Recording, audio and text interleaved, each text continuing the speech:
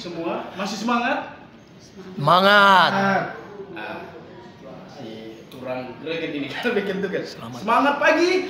Pagi, luar biasa. Ya, pejuang konstruksi ya kita semua ini ya. Ya. Kita bersyukur bisa bertemu ini dalam multi kucing ya.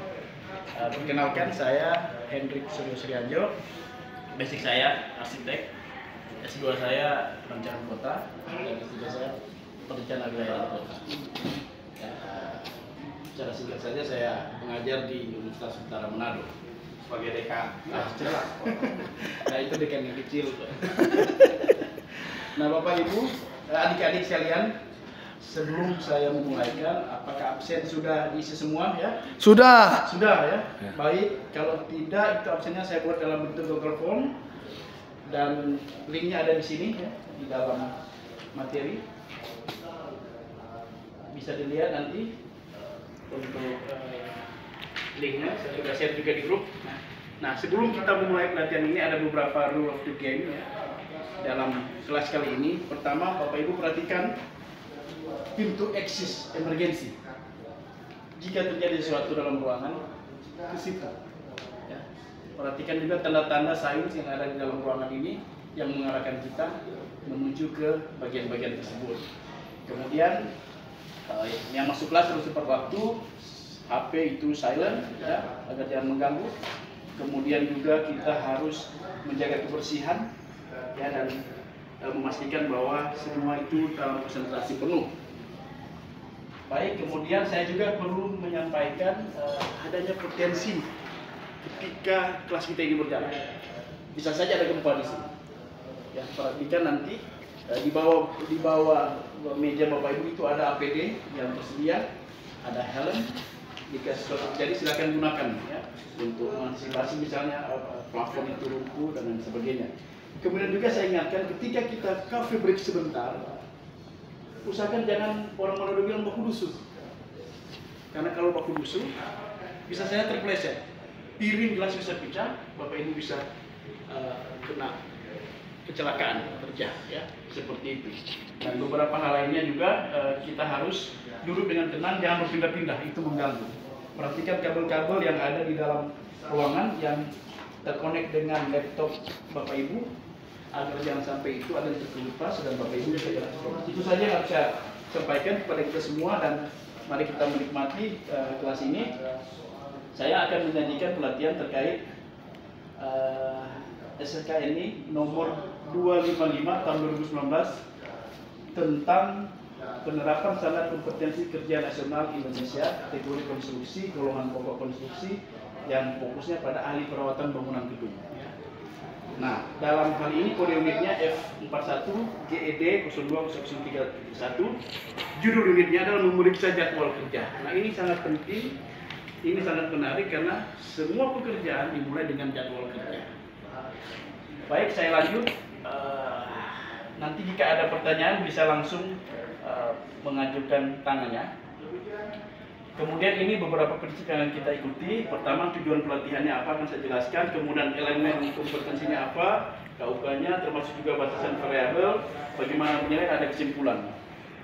Nah, tujuan dari pelatihan ini sebagaimana juga dalam deskripsi unit adalah setelah mengikuti pelatihan ini peserta dapat mengetahui. Jadi kata kuncinya mengetahui cara meningkatkan kompetensi pengetahuan, keterampilan dan sikap perilaku yang diperlukan untuk memeriksa jadwal kerja. Itu yang tujuan kita. Kemudian apa saja elemennya itu jelas ada dua elemen penting. Ya, pertama adalah kita bisa mengevaluasi jadwal kerja. Mengevaluasinya, kemudian kita bisa memantau setiap tahapan pekerjaan itu ya dan pelaksanaannya. Termasuk bagaimana material, suku cadang, peralatan dan tenaga kerja itu terakomodir, teralokasi sesuai prosedur. Dan juga ada KUK di situ kriterianya. Yang saat itu ada 3, saya singkat saja, ada kesediaan waktu, alokasi personil, kemudian jadwal kerja, termasuk juga di bagian 2, elemen kedua itu ada koordinasi, bagaimana Anda semua bisa berkoordinasi dengan pihak-pihak terkait termasuk pengadaan material dan juga dengan suku cadang dalam tahapan alokasi tersebut. Oke, ini batasan variabel yang kita akan pelajari dalam KUK ini ya. Yang pertama adalah kompetensi ini diharapkan itu bisa berkelompok, ya. Bapak Ibu bisa bersama-sama dalam satu kelompok atau juga bisa individu. Kemudian yang kedua, nah unit ini berlaku untuk jadwal kerja sebagaimana judul tadi. Ya, saya singkat saja itu dua yang penting. Kemudian kita akan masuk ke peralatan yang akan kita gunakan, itu alat komunikasi bisa digunakan, kemudian juga alat pengolah data bisa menggunakan laptop, kemudian juga media. Kita menggunakan media dalam hal ini saya menyebut akrilik, ya, papan tulis akrilik, lebih memudahkan kita dan lebih safe untuk kesehatan kita. Nah, perlengkapannya itu ada beberapa dokumen. Selain dokumen ATK Bapak Ibu pegang, kita juga memegang pedoman terkait RKL ataupun RPL, yaitu manual-manual terkait K3 juga, ya, dan hal-hal lainnya. Saya rasa itu sudah dibagikan di dalam Google Drive sebelum kita masuk di kelas ini. Ini beberapa contoh undang-undang yang kita pelajari. Kemudian norma. Yang pertama, peraturan yang diperlukan selain tadi, etika profesi dan etos kerja Bapak Ibu harus selesai juga. Ya, kemudian juga SOP perusahaan yang menjadi pegangan juga dalam pelaksanaan pelatihan ini. Kemudian panduan penilaian. Bagaimana saya menilai Bapak Ibu itu bisa berkompetensi membuat jadwal? Itu ada beberapa yang saya akan jadikan pegangan agar supaya Bapak Ibu bisa mengetahui saya secara terbuka, tidak tertutup untuk penilaian ini. Pertama, ini harus diujikan kepada seluruh elemen yang tadi saya sebutkan. Kemudian aspek-aspeknya itu dinilai dengan saya akan mengadakan tanya jawab secara lisan dan juga ada tertulis, termasuk juga jika ada kita perlu simulasi praktik membuat jadwal tahapan-tahapannya itu. Nah, tempat uji kompetensinya ini di sini di Swiss Hotel sekali.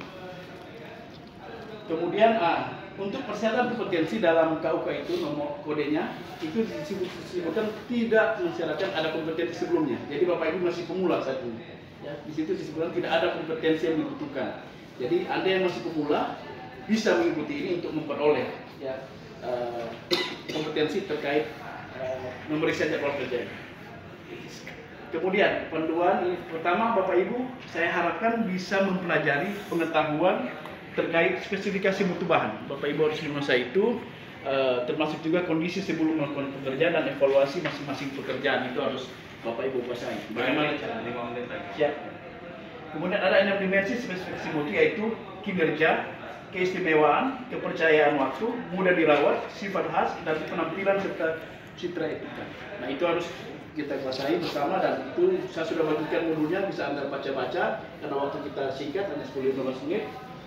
Kemudian keterampilan. Nah, Bapak Ibu sebelum membagi jadwal itu, Bapak Ibu harus menguasai keterampilan membaca gambar kerja, melaksanakan pekerjaan ini sesuai dengan progres dan bisa memecahkan masalah dan perpanjangan waktu. Nah, dari mana saya peroleh semua ini? Itu ada dalam KUK tersebut, sudah jelas disebutkan panduannya, bagaimana Anda bisa menilai, bagaimana Anda bisa melakukan peningkatan keterampilan. Kemudian juga sikap kerja yang diperlukan itu menjadi aspek kritis kita, ya. Aspek kritisnya adalah disiplin dan teliti. Bapak Ibu harus disiplin dan juga teliti dalam memeriksa jadwal kerja, termasuk alokasi personilnya. Nah, itu yang menjadi aspek kritis kita. Kemudian kesimpulannya, setelah Bapak Ibu menguasai hal itu, kami mengharapkan dengan adanya pelatihan ini, Bapak Ibu kompetensinya terkait pengetahuan, keterampilan, dan sikap perilaku yang diperlukan untuk memeriksa jadwal kerja itu dapat terbentuk dengan baik. Ada dua cara yang disimpulkan. Pertama, Bapak Ibu harus bisa mengevaluasi waktu, alokasi personil, dan jadwal kerja disetujui dengan prosedur. Kemudian ketiga, bisa memantau, memonitoring pekerjaan itu sejak keluar material hingga selesai agar tepat waktu. Itu kesimpulannya, Bapak Ibu meningkatkan kompetensi terkait itu. Kemudian setelah itu kita akan membuka ruang kali ini. Maka ada pertanyaan dari materi yang saya sampaikan. Chris, ada pertanyaan? Tidak. Tidak ada. Teman-teman yang lain? Kami, Kapten, lanjut? Oke, terima kasih. Saya rasa sudah jelas ya apa yang disampaikan. Kemudian saya perlu mengevaluasi Bapak Ibu. Ya, jika saya juga artinya saya percaya Bapak Ibu mendengar, tapi saya perlu evaluasi. Saya ada dua kuis. Yang pertama, coba jelaskan cara mengevaluasi jadwal kerja yang baik. Kemudian yang kedua, bagaimana cara menyelesaikan pekerjaan termasuk dengan pembagian tenaga kerja dan waktunya. Jawaban Anda tidak perlu lisan, seperti saya sampaikan tadi, bisa tertulis. Bapak Ibu bisa kirim di link Google Form yang sudah saya bagikan sejak awal. tulis di situ dan dijamin kerahasiaannya akan saya nilai secara objektif. Kemudian yang paling terakhir, ini ada tugas tambahan. Nanti Bapak Ibu diupload bersama di dalam Google Form itu jadwal, contoh jadwal kerja, ya sesuai dengan alokasi personil, waktu dan material yang ada. Saya rasa demikian dari saya. Terima kasih atas waktunya, Bapak Ibu sekalian. Saya rasa cukup puas kali ini. Terima kasih. Tangan.